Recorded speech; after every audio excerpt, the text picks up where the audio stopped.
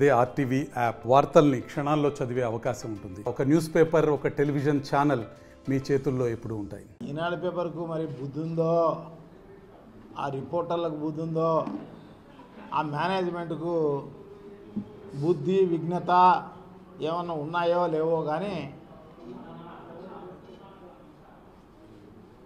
గురువింద గింజ కింద నలుపు ఉండేది తెలియదు. ఆయన చేసేదే ఈ పని. రామోజీరావు గారు ఎక్కడ పడితే అక్కడ దోచుకునే కార్యక్రమం, ఎక్కడ పడితే అక్కడ ఆక్రమించుకునే కార్యక్రమం.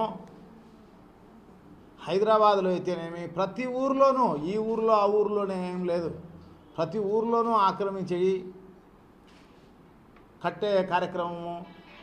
ఎందుకంటే పేపరు మీడియా ఉంది కదా అని చెప్పేసి ఆయన ఇంకా మనల్ని ప్రశ్నించే వాళ్ళే లేరు అన్నట్టు చేసే కార్యక్రమం చేస్తున్నారు తప్ప ఇంక వేరే ఏం లేదన్నమాట.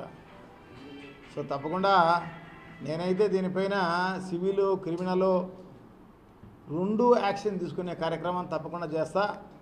రామోజీరావుకు మరి ఆయన గడపకు తిరగాల్సిన అవసరం వస్తుంది అన్నమాట.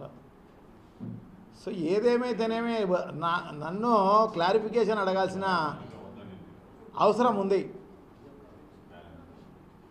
ఏదైనా రాసేటప్పుడు నన్ను క్లారిఫికేషన్ అడగాల్సిన అవసరం తప్పకుండా ఉంది. అయ్యా బాబు, నీ పైన ఇవన్నీ రాస్తాను, మరి ఇది అన్నీ నువ్వు చేసావా లేదా అని చెప్పేసి నా వర్షన్ కూడా రాయాలి దాంట్లో. అదేం లేకోకుండా ఆయన ఇష్టం వచ్చినట్టు ఆయన ఈ ఊర్లో చాలామంది వెంచర్లు వేస్తుంటారు, చాలామంది అవన్నీ చేస్తుంటారు. అవన్నీ నేను చేస్తానట్టుగా రాసేస్తే తప్పు కదా. వచ్చి నిరూపించమను. నాకేమన్నా, నాకు కానీ నా కుటుంబ సభ్యులకు కానీ ఏమన్నా సంబంధాలు ఏమైనా ఉన్నాయేమో. ఊరికనే అవన్నీ అవి చేసినారు, ఇవి చేసినారు, ఆ ఊర్లో చేసినారు, ఈ ఊర్లో చేసినారు. నా చరిత్ర ఎప్పుడు తెరిచిన పుస్తకమే. నేను ఎప్పుడు కూడా అబద్ధం ఆడను. అబద్ధం ఆడకపోవడమే కాకుండా నేను ఎవరిది ఒక రూపాయి ఆశించను. నాకేమీ అన్యాయంగా ఏది తీసుకునేది అంతకన్నా ఉండదు.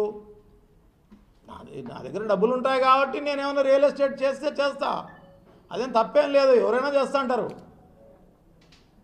ఒక్కొక్కరికి ఒక్కొక్క వృత్తి ప్రవృత్తి ఉంటుంది అన్నమాట. దాంట్లో తప్పేం లేదు.